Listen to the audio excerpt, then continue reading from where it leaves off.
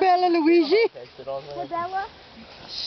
You can fill in anything that I missed. Bella has to listen to this. She's That's never right. Yeah. And of course the friends, they don't know anything about our family history. Except for we're a bunch of weirdos.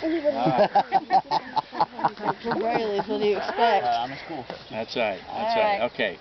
Here's what Clifford's texting everything you say. Annual story time. my father and my mother were from Pittsburgh, Pennsylvania. And my dad got a scholarship to go down to the University of Miami and play basketball and go to school. And I was born in Miami in 1951, and Debbie was born in 1955.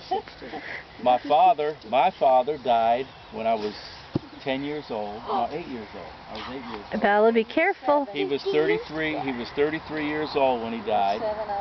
Died in a car wreck, right? It was my mother, my sister, and myself. We were family. Yeah. 2 years later, my mother met Clifford Brayley, okay, and he had 2 kids.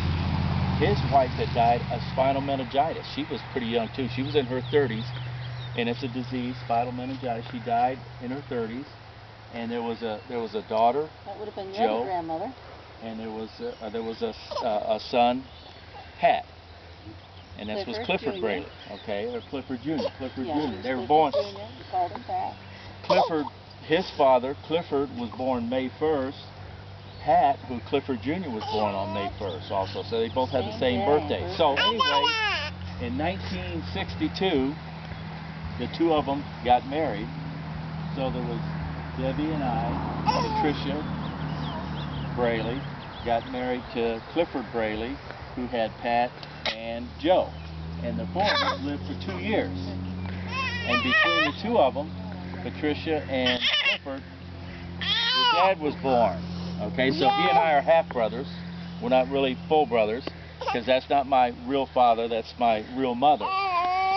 And he kind of put the family back together again, because there was, there was 2 of us on one side, and there was 2 of them on the other side, and we were always bickering back and forth. And then they had Mark, and that kind of brought the family together again. So, and then. And he was a lot younger too. So where's Joe at? And Debbie used to beat the daylights out of Pat, because Pat was mean to your dad.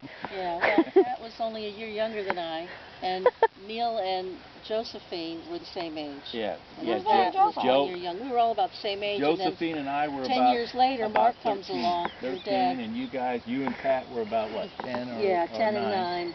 And then Mark comes along, so we were all a lot older. He was a baby. He was a baby, and he got this kind of treatment like this, everybody. Rotten. He got away with stuff that we never got away with. Normally, yes. Debbie, do you remember the time that you guys were at church and you got in trouble and your mother sent you out to the car and you came back to tell her the car wasn't there? The car had been stolen, yeah. The car was stolen while they were in church. That was wedding, wasn't it? That was at the Methodist church. Yeah, that was at the church, but it was, no, that's what we got married at they got married at that same place. Well, it was probably a hobo that stole your car. It's in a hobo. Well, anyways, all right, let me finish it. So we were living in Miami. The 5 of us. Yeah. I went off to school in Michigan. She went off to school in But remember, Lakeland. when Mom and Dad got married, though, they bought a new house. Yeah, we got a new house. Because we needed all these rooms now. Yeah, because How's that tax credit? I think Mark and I shared a room. A bedroom for... Mark and I shared bunk beds. I was on the top. He was on the bottom. Pat had his own room, and I think Pat was a tyrant. the 2 girls shared a room, because there were only 4 bedrooms. Okay, so Mark and I shared the bunk He was bed. a tyrant. And then when I went to school, he got his own room right off the bat. He was very happy about that. But anyway, so we're living in Miami, and we used to come up and visit here all the time. And then finally, in the 70s. 75, 76. Mom and Dad bought 3 acres. 3 acres. 3 acres up there, and we moved them up here. I remember driving the U-Haul up here and moved them all up here. We started building the house. Dad cleared the land, and then started putting brick by brick and mortar, started building the basement. The heart's still there. Every summer we come up and start building the basement. Yeah, every summer we come up. We come up every summer and spend some time. We'd camp out, and we had a camper. We'd camp out on the property, Yeah, that's a and long time we'd ago. mess around, do a little bit here and do a little bit there. So we moved them up here in 1978. What was it, 78? Was that the final time we moved up here and moved everybody out? Ouch. 78. I think Yeah. 78 we moved up here. Yeah. And then you were still in high school, and I used to come up and watch your dad play football and watch him wrestle and all that stuff, because he was still in high school and I was coaching at the time. I was a coach. I've been coaching for 35 years, and I used to come up and watch him all the time, and I taught him how to play baseball.